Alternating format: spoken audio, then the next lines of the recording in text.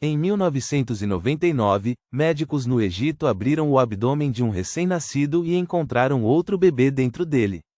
Completinho, com membros formados, coluna vertebral e até cabelo. Não era um tumor. Não era uma anomalia simples. Era um ser humano dentro de outro ser humano, e o bebê de fora tinha apenas algumas semanas de vida. Isso aconteceu de verdade, foi documentado. E a maioria das pessoas nunca vai ouvir falar disso porque essa história quebra tudo o que você acredita sobre como a vida funciona. Você precisa entender o que realmente estava acontecendo ali. Esse fenômeno tem um nome: fetus in fetu. Em português, feto dentro de feto. E ele existe há mais tempo do que a medicina moderna quer admitir. O primeiro caso registrado foi em 1788, por um médico alemão chamado Johann Friedrich Meckel.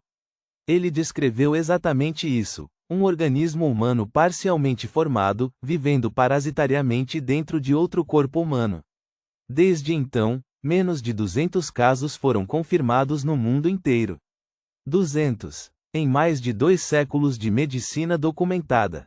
Isso não é raro, isso é quase impossível. E o caso de 1999 no Egito não foi o único. Em 2003, no Japão, uma menina de 1 ano foi operada depois que médicos identificaram uma massa estranha crescendo dentro dela. Dentro da massa, encontraram um feto com 4 centímetros, com pele, ossos e tecido cerebral rudimentar. A criança sobreviveu. O que estava dentro dela não sobreviveu, mas esteve vivo por tempo suficiente para causar sintomas reais. Agora se inscreve no canal, porque a gente cobre exatamente esse tipo de coisa que a mídia mainstream ignora. Casos reais, documentados, que desafiam o que te ensinaram. Mas espera, porque a história fica mais estranha. A explicação oficial é que o fetus in fetu acontece quando gêmeos idênticos se formam no útero, mas um deles começa a se desenvolver dentro do corpo do outro durante as primeiras semanas de gestação. O gêmeo, hospedeiro, absorve o outro, mas esse segundo organismo não morre completamente. Ele continua crescendo, alimentado pelo sangue do irmão. Isso já é perturbador o suficiente. Mas tem um detalhe que os livros de medicina não enfatizam tanto.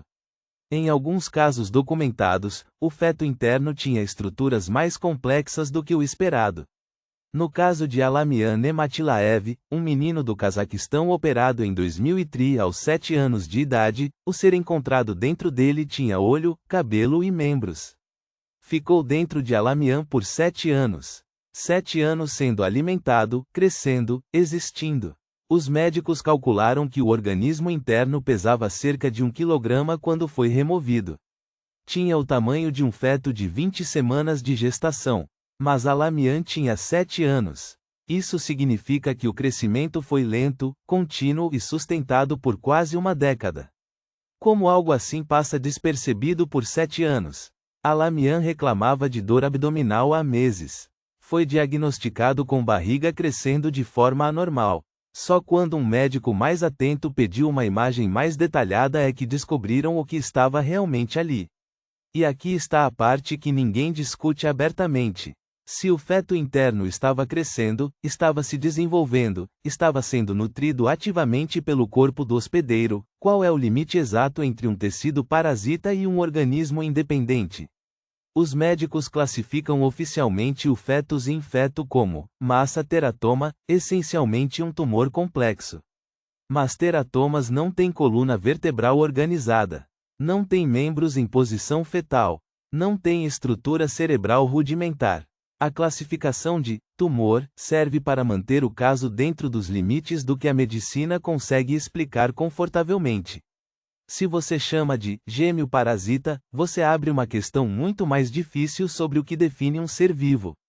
Existem critérios formais para diferenciar fetus in fetu de teratoma. O organismo interno precisa estar envolto em uma membrana própria, ter coluna vertebral identificável e mostrar organização corporal reconhecível.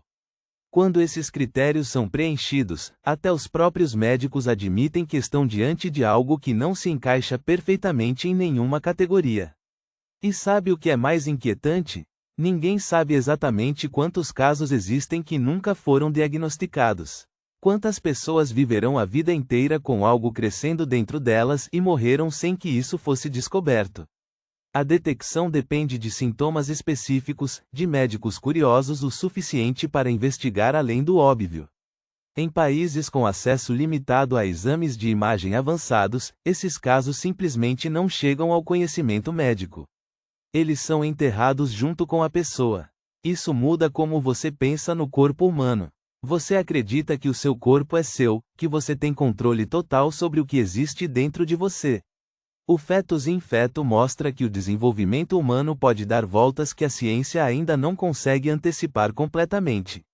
E se você estiver pensando, isso nunca aconteceria sem que eu soubesse, pense em Alamian. 7 anos. Uma criança crescendo, brincando, indo à escola, com outro organismo se desenvolvendo silenciosamente dentro do seu abdômen. O caso mais recente documentado em literatura médica revisada é de 2018, na Índia. Uma menina de 2 anos. Feto interno com estruturas ósseas identificáveis.